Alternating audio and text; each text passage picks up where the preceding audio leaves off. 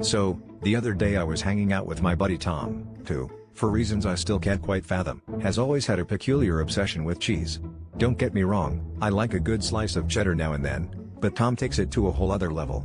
We're talking cheese-themed shirts, cheese puns on social media, and what he calls cheese appreciation evenings, which are really just an excuse to sit around eating brie and watching movies. Anyway, Tom casually mentioned he'd been doing some spring cleaning and found an old cheese grater that he wanted to show me.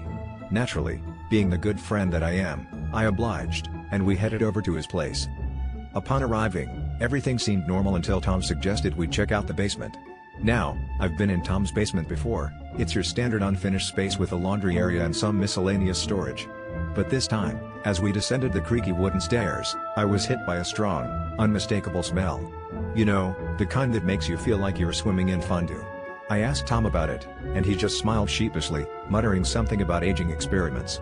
My curiosity piqued. I followed him to a corner of the basement where he pulled back a dusty old curtain to reveal what can only be described as a cheese lover's paradise.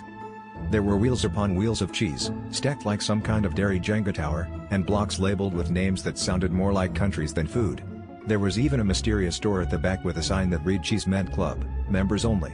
At this point, I was both bewildered and amused.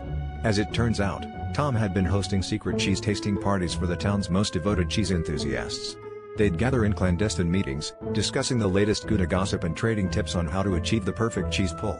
Apparently, Tom's friend circle was much more Gouda than I had ever imagined. Just as I was absorbing this cheesy revelation, the basement door swung open, and in walked the mayor, holding a platter of crackers. Without missing a beat, he exclaimed, "Ah, the smell of secret society and lactose, two of my favorite things." The room erupted in laughter, and at that moment, I realized I had stumbled upon the town's best-kept secret. The punchline hit me like a wedge of parmesan to the face. Tom wasn't just a friend with a cheese obsession, he was the big cheese himself.